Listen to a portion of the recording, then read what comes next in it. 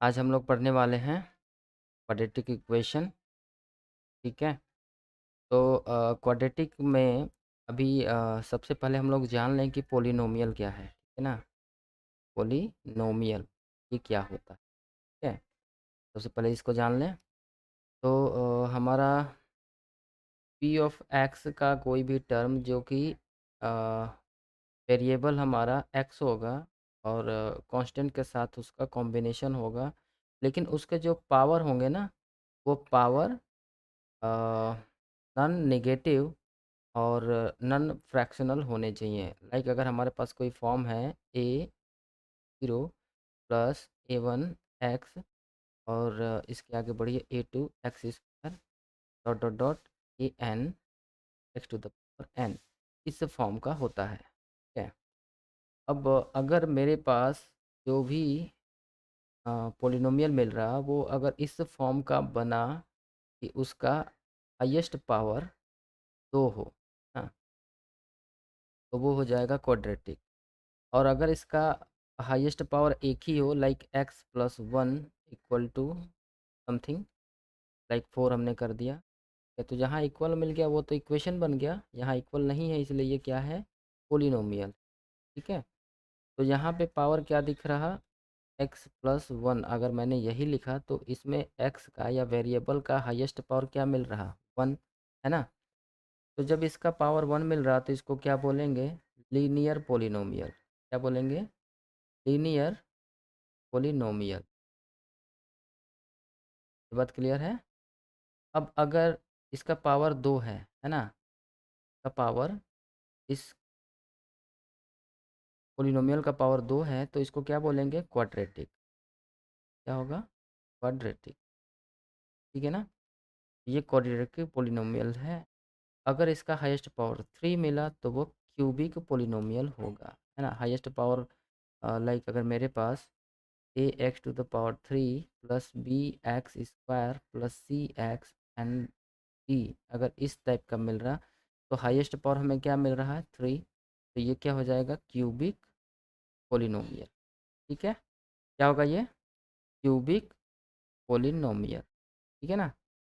चलिए, अब हम लोग जानेंगे इस क्वाड्रेटिक इक्वेशन में, ये क्लास 10th एंड 12th, ये 10 के बाद 11 एंड 12 में भी आता है क्वाड्रेटिक इक्वेशन। ठीक है। पहले हम 10th बेस का क्लियर कर लें, देन इसके बाद हम लोग 11 पर चले। ठीक है ना। चलिए, अब आगे बढ़ते हैं।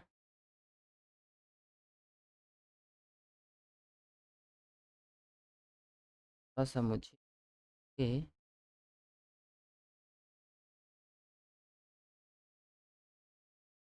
यहाँ तक तो बातें क्लियर हैं ना। तो यहाँ से मैं आगे बढ़, चलिए। तो अगर मेरे पास कोई एक पोलिनोमियल मिला, क्वाड्रेटिक पोलिनोमियल जो ax² प्लस bx प्लस सी इस फॉर्म का है। ठीक है। तो ए का मतलब क्या कि x² का वो कोएफिशिएंट हो, बी का मतलब क्या, x का कोएफिशिएंट हो, और सी क्या होता है, कांस्टेंट होता है। ठीक है। अब ये बातें ध्यान देनी है कि कोई भी x, जो ये आपको x ये दिख रहा है, इस x का जो घात है वह नॉन फ्रैक्शनल और नॉन नेगेटिव होना चाहिए। नॉन फ्रैक्शन, नॉन फ्रैक्शन, और क्या होना चाहिए, नॉन नेगेटिव होना चाहिए। ये बातें आपको क्लियर रखनी। ठीक है। x का जो पावर होगा, x का पावर या घात क्या होगा, नॉन फ्रैक्शन और नॉन नेगेटिव हो। ठीक है। और एक चीज़ है कि हमारा ये जो वैल्यू है ना, ये ए की वैल्यू जीरो नहीं होनी है, ए नॉट इक्वल टू जीरो। अगर ए जीरो हो गया तो इसका मतलब कि ये क्वाड्रेटिक नहीं बनेगा। ठीक है। ये बी एक्स प्लस सी बनेगा जो कि लीनियर होगा। तो ये कंडीशन भी फुलफिल होनी चाहिए कि ए नॉट इक्वल टू जीरो हो। और इसके बाद बी और सी ये रियल नंबर हो सकते हैं, लाइक रेशनल या इरेशनल दोनों हो सकते हैं। ठीक है। और इन दोनों में ये भी कंडीशन है कि बी और सी भी जीरो हो सकते हैं, है ना। ये जीरो हो सकते हैं। ठीक, लेकिन ए जीरो नहीं होगा। ये कुछ कंडीशन थी, ऑब्जेक्टिव में कभी पूछे जाते हैं। आगे बढ़ते हैं, चलिए। अब अगर हमारे पास इस तरह का पॉलिनोमियल है तो इसका फैक्टराइज क्या होगा, और फैक्टराइज होगा तो उसके जीरोज क्या बनेंगे। ठीक है, चलिए तो थोड़ा सा आगे बढ़ते हैं।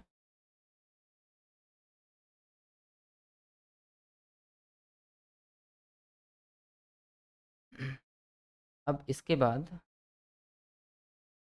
स्लाइड वाला मैं ऐड कर दूं क्या? चलिए यही।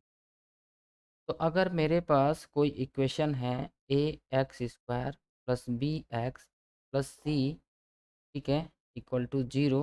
अब हम लोग इसको पॉलिनोमियल को इक्वेशन बनाकर चलेंगे। ठीक है, और इसके जो जीरोज हैं एक्स, वो क्या बन रहे हैं, अल्फ़ा और बीटा हो। ठीक है, तो इस तरह के फॉर्म में हमें ये मिलने चाहिए, x into alpha x into beta. ठीक है ना, यहाँ तक तो कोई दिक्कत नहीं है। ठीक है, चलिए आगे बढ़ते हैं। इक्वल टू क्या लिखेंगे, जीरो। तो अब जब इसका मल्टीप्लाई करेंगे तो हमें ये मिलेगा, एक्स और एक्स का मल्टीप्लाई किए x square alpha plus beta x plus alpha into beta equal to zero. अब तक तो कोई डाउट नहीं है। ठीक, अब होगा क्या कि अगर इस इक्वेशन से हम कंपेयर करें, जो हमारा ये पहला इक्वेशन हो गया, ये दूसरा इक्वेशन हो गया, तो जब हम लोग इससे कंपेयर करेंगे, ठीक है, तो हमें क्या मिलेगा, हमें मिलेगा अल्फ़ा प्लस बीटा। मैं क्या करता हूँ, ए से इसको डिवाइड कर देता हूँ। ठीक है ना, इस इक्वेशन में डिवाइडेड बाई ए करता हूँ तो क्या मिलेगा, x square plus b by a x और प्लस क्या मिल रहा, सी बाई ए। ठीक है, ये मिलेगा, और ये ए अगर इधर गया तो इसको आप जीरो कर सकते हो। ठीक, अब इससे हम इसको दोनों को कंपेयर करें तो क्या मिलेगा, माइनस अल्फ़ा प्लस बीटा की वैल्यू जो मिलेगी वो मिलेगी बी बाई ए। मतलब अगर मुझे सम ऑफ जीरोज की बात करें अल्फ़ा प्लस बीटा की वैल्यू, तो माइनस बी बाई ए हो जाए। यहाँ से माइनस को हमने इधर ट्रांसफ़र कर लिया। ठीक है, यहाँ तक तो कोई डाउट नहीं। अल्फ़ा बीटा का अगर हम कंपेयर करें तो अल्फ़ा इंटू बीटा क्या मिल जाएगा हमें, सी बाई ए। यहाँ से है, ये अल्फ़ा प्लस बीटा हमें यहाँ से एक्स के कोएफिशिएंट से मिल जाए। ठीक है ना, एक्स का कोएफिशिएंट क्या है हमारे पास, अल्फ़ा प्लस बीटा, यहाँ माइनस है, माइनस के साथ लाएंगे, और यहाँ पर एक्स का कोएफिशिएंट बी बाई ए है तो ये हम लेकर आए। ठीक है, तो हमें अल्फ़ा प्लस बीटा की वैल्यू क्या मिल रही, माइनस को इधर ट्रांसफ़र कर दिए, माइनस बी बाई ए मिल गया, अल्फ़ा और बीटा क्या मिल गया, सी बाई ए मिल गया। ठीक है, चलिए नेक्स्ट आगे बढ़ते हैं।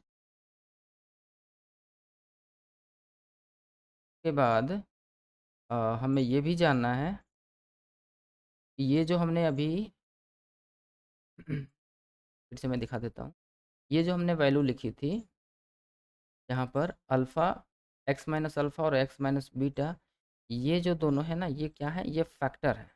हमारे पास जो इक्वेशन है a x square plus b x plus c, ये जो हमारे पास इक्वेशन है ना, इसी का ये फैक्टर है।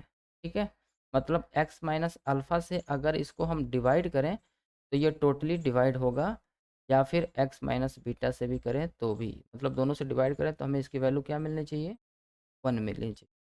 ठीक है, तो ये चीज़ें भी माइंड में रखनी है। ठीक, चलिए अब कुछ इसके न्यूमेरिकल वैल्यू जो फाइंड किया जाता है वो लाने की कोशिश कर। ठीक है, चलिए थोड़ा सा मैं ऊपर बढ़ता हूँ। तो अब इसमें एक और वैल्यू मिलती है डिस्क्रिमिना, क्या बोलते हैं इसको, डी बोलते हैं, डिस्क्रिमिना। ठीक है, डी मतलब क्या, तो हिंदी में विवेचक कहते हैं, डिस्क्रिमिनेंट। ठीक है, इसकी वैल्यू क्या होती है, ये होता है बी स्क्वायर माइनस फोर ए सी। ठीक है, ये क्या चेक करता है, ये रूट का नेचर चेक करता है ना, it is the it is fine,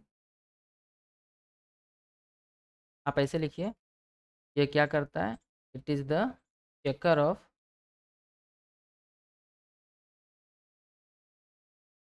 the the nature of roots, ये रूट का नेचर चेक कर कैसे?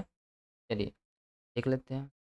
अगर हमारे पास कंडीशन क्या मिला कि अगर मेरे पास इक्वेशन ये मैं दिखाऊंगा अभी, पहले मैं कंडीशन लिख लेता हूँ। डी लेस देन ज़ीरो अगर मिला तो इसके जो सॉल्यूशन होंगे, जो रूट बनेंगे, जो जीरोज़ मिलेंगे वो क्या होंगे? इमेजिनरी होंगे। ठीक है? तो जो जीरोज़ होंगे वो क्या हो जाएंगे? इमेजिनरी। ठीक है? और अगर डी ग्रेटर ज़ीरो मिला तो इसके जो रूट होंगे वो रियल होंगे एंड डिस्टिंक्ट होंगे या अनइक्वल होंगे, है ना? अगर डी इक्वल टू ज़ीरो मिल गया तो जो जीरोज होंगे वो तो रियल होंगे ही, और क्या होंगे? समान, मतलब इक्वल होंगे, है ना? इक्वल होंगे, समान होंगे। ठीक। और पी इज़ परफेक्ट स्क्वायर, अगर ये परफेक्ट स्क्वायर मिल गया, ठीक है, तब क्या होगा? तो अगर ये जब परफेक्ट स्क्वायर मिल रहा तो हमारा जो जीरोज होगा वो रेशनल हो जाएगा। ठीक है, क्या हो जाएगा? रेशनल हो जाए। ठीक है ना? यहाँ तक तो कोई समस्या नहीं है। अब मैं आपको सारी चीज़ें बता दे रहा हूँ कि क्या होगा और कैसे होगा। अब ये मिलता क्या है और कैसे हम इसके रूट फाइंड करते हैं। ठीक है, तो अगर मेरे पास, ऐसा ऊपर कर देता हूँ, चलिए। अगर मेरे पास x की वैल्यू फाइंड करनी है, जो भी अभी हमने x माइनस अल्फ़ा और x माइनस बीटा किया था, क्या किया था अभी? x माइनस अल्फ़ा और x माइनस बीटा। तो ये जो हमें जीरोज़ मिलेंगे, ठीक है, एक्स माइनस अल्फ़ा और एक्स माइनस बीटा जो फैक्टर मिल रहे हैं और उनसे अल्फ़ा बीटा हमारे जो जीरोज़ बनेंगे, जब हम जीरो से इसको कंपेयर कर लेंगे तो ये वैल्यू मिलेगी कैसे? तो यहाँ से आपको मिलता है minus b plus minus square root d upon two a. ठीक है, अब इन्हीं से हमें ये वैल्यू मिलनी है। अब हम क्या कर सकते हैं कि अल्फ़ा की वैल्यू हम लोग माइनस रखें, alpha equal to minus b minus, इन दोनों में से अलग अलग वैल्यू ले लेते हैं, एक प्लस और एक माइनस। तो पहले माइनस होगा, चलिए ये अल्फ़ा के लिए हो गया, और बीटा के लिए आपने ले लिया। कोई भी आप कर सकते हैं, ऐसा कोई ज़रूरी नहीं है कि माइनस और प्लस अल्फ़ा के लिए ही माइनस होना है या प्लस होना है, कोई ज़रूरी है। बट जनरली पहले माइनस ही लिया जाता है, तो आप ही करिए। इसके बाद अब कुछ मैं आपको ट्रिक देने वाला हूँ। अब ये कि चीज़ें तो क्लियर हो गई कि अगर आपके पास डी की वैल्यू, डी का मतलब क्या होता है? बी स्क्वायर माइनस फोर ए, अगर इसकी वैल्यू स्क्वायर रूट के अंदर है, डी इक्वल टू ये है, तो स्क्वायर रूट के अंदर अगर इसकी वैल्यू, आप खुद ही सोचिए कि अगर निगेटिव आ गया, मतलब माइनस टू आ गया, माइनस थ्री आ गया, तो जब ये स्क्वायर रूट के अंदर आएगा निगेटिव वैल्यू, तो क्या इसका आप स्क्वायर रूट फाइंड कर पाएंगे? इसके लिए हमें इमेजिनरी में जाना होगा, जो कि कॉम्प्लेक्स नंबर ऑफ क्लास 11 में पढ़े। तो वहाँ पर हमें स्क्वायर रूट टू और इसका वैल्यू आई मिलेगा। ये तो इमेजिनरी हो गया, तो ये इसके रियल रूट तो नहीं मिल पाएंगे। इमेजिनरी में क्या होता है? कंपैरिजन नॉट अलाउड होता है। इमेजिनरी में कोई कंपैरिजन नहीं कर सकते हैं कि कौन सा नंबर बड़ा है कौन सा छोटा है। हाँ, ये वैल्यू फाइंड हो जाती। ठीक है, बाकी बचे आपके ये सारे डी इज़ ग्रेटर जीरो और D equal to zero and D equal to perfect square, तो ये तीनों चीज़ों में आपको रियल रूट मिल जाते हैं। ठीक है, चलिए अब आपको कुछ मैं ट्रिक बताने वाला हूँ, वो ट्रिक जानिए जिससे कि आप क्वेश्चन वनडे एग्ज़ाम के लिए इजीली कर पाएंगे। या इससे पहले आपको कुछ इक्वेशन में शो करा देता हूँ जिससे कि आप उसको सॉल्व करना सीख। ठीक है, चलिए तो मैं इसको ऊपर कर दूँ। आइए यहाँ से शुरू करते हैं। अगर मेरे पास कोई क्वेश्चन है x square plus five x plus four, ठीक है ना, इक्वल टू, और हमें इसको सॉल्व करना है। ठीक, तो जनरली आप इसको फैक्टराइज करके भी कर सकते हैं, फैक्टराइज करके भी कर सकते हैं 4x प्लस एक्स प्लस 4। लेकिन कभी कभी ऐसा होता है कि ये फैक्टराइज नहीं हो पाती, तब हमारे लिए मुश्किल होती है, तो हम इतना क्यों सोचें। उस टाइम यहाँ पे x कॉमन किए तो आपको ये x मिला, x प्लस 4, और इधर 1 कॉमन कर लिए, x प्लस। तो नेक्स्ट पॉइंट पे मैं आ रहा हूँ अभी, कि आपको पहले सॉल्यूशन दिखा दूँ। तो यहाँ से हमें उस कंडीशन में x माइनस अल्फ़ा और x माइनस बीटा, तो ये जो वैल्यू हैं यहाँ से कंपेयर हो जाएंगी। माइनस अल्फ़ा की वैल्यू 1, तो अल्फ़ा की वैल्यू -1, ठीक है। और दूसरा आपका माइनस बीटा की वैल्यू 4, तो बीटा की वैल्यू क्या हो जाएगी, और बीटा की वैल्यू हमें यहाँ से मिल। लेकिन अगर हम यहाँ से फाइंड करना चाहें, है ना, अल्फ़ा की वैल्यू क्या मिलेगी, -b प्लस, ऐसा आप रखते हैं यहाँ डी की वैल्यू, तो डी की वैल्यू मैं लिख रहा हूँ बी स्क्वायर माइनस ई अपन 2a। तो अगर इसकी वैल्यू हम पुट करें तो यहाँ हो जाएगा -5 माइनस स्क्वायर रूट के अंदर आपको क्या मिल रहा है, बी स्क्वायर, स्क्वायर मतलब 5 का स्क्वायर 25, और -4 इंटू 1 इंटू 4, 4ac। तो आप इसी इक्वेशन के वैल्यू से कंपेयर करेंगे, a इक्वल टू 1 है, b इक्वल टू 5 है, और c इक्वल टू क्या है, 4 है। ये आपको वैल्यू मिल गई, यही यहाँ आपको पुट करना है, बाई हो जाएगा आपका 2 इंटू 1। सेम उसी तरह आपको बीटा की वैल्यू क्या मिल जाएगी, बीटा की value -5 plus square root 25 minus यहाँ पे क्या आ रहा है, 4 4 जा 60, अपॉन क्या है 2। यहाँ से आपको वैल्यू मिलेगी -5, और ये हो जाएगा स्क्वायर रूट 9, मतलब यहाँ से -3 हो जाए बाई 2, मतलब आपको मिल गया -8/2 या फिर -4। यहाँ जब आप सॉल्व करेंगे तो आपको क्या मिल जाना है, -5 प्लस 3/2 मिलेगा -2/2, तब आपको क्या मिला, -1।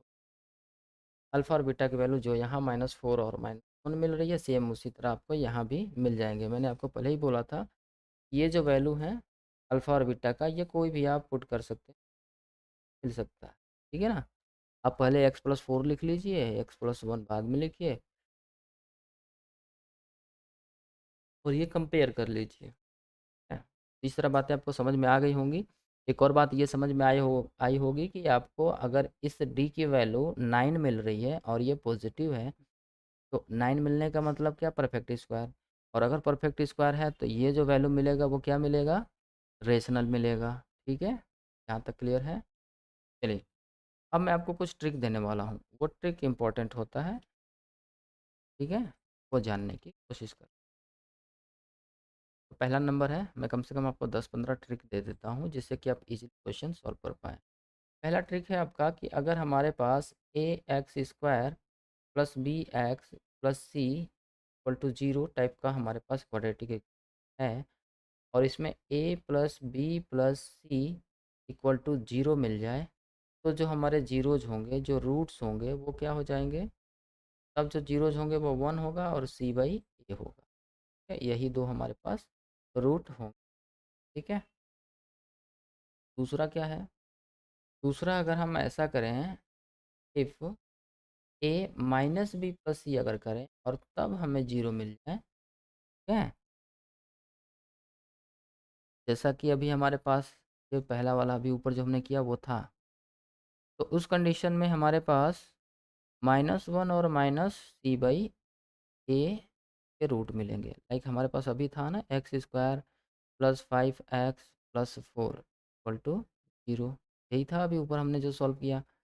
यहाँ a की वैल्यू 1 है, b की वैल्यू 5 है, c की वैल्यू 4 है। तो अगर हम इसमें b माइनस करके a plus c equal to b करें, या a plus c minus b equal to 0 करें, तो हमें ऐसा रूट मिलेगा, ठीक है। चलिए देखते हैं क्या मिल रहा है हमारे पास। तो a प्लस सी मतलब 1+4 की है, तो हमें क्या मिल रहा है, 5 मिल रहा है, जो कि b। किसी भी तरह से आप समझ सकते हैं, या तो आप ये कंडीशन समझ लीजिए या फिर ये कंडीशन समझ लीजिए कि ए प्लस सी करें तो हमें बी मिल जाना, ठीक है। तो अगर ऐसा हुआ तो हमारा जो रूट होगा वो एक तो -1 होगा और दूसरा -c/a होगा। -c की जगह पे हमें 4 है, माइनस करना है बाई 1, मतलब हमें -1 और -4 मिल रहा है। और ये हमने अभी सॉल्व किया था तो हमें -1 और -4 मिल रहा था। एक और एग्जांपल देखते हैं, चलिए। एक एग्जांपल मैं आपको अच्छा सा दे रहा हूँ, ठीक है। चलिए, आपके पास है b माइनस सी, क्या है, plus c minus a x और plus a minus b equal to क्या है, जी। देन हमें एक्स की वैल्यू बतानी है, तो आप पहले ऐड करके देखिए तो क्या कुछ मिल रहा है क्या। सी minus C plus c minus A plus a minus B, तो ये तो क्या मिल रहा है, ए सी कट गया, ए से ए कट गया और बी में बी कट गया, मतलब जीरो हो गया। तो यहाँ जीरो मिल गया, मतलब ए प्लस बी प्लस सी जब हमने किया तो इसकी वैल्यू क्या मिली, जीरो। तो हमारे रूट क्या बनेंगे, एक तो 1 बनेगा और दूसरा बनेगा c/a। सी का मतलब a माइनस बी और a का मतलब है b माइनस ए, का मतलब ये रहा, ये c का मतलब c की वैल्यू। तो यही तो हमारे पास जीरोज मिलेंगे, ठीक। यहाँ तक तो कोई डाउट नहीं है। चलिए मिलते हैं नेक्स्ट क्लास में। नेक्स्ट क्लासेस में मैं इसके आगे और भी आपको फॉर्मूला ऐड करा, ठीक है, नेक्स्ट क्लास के लिए।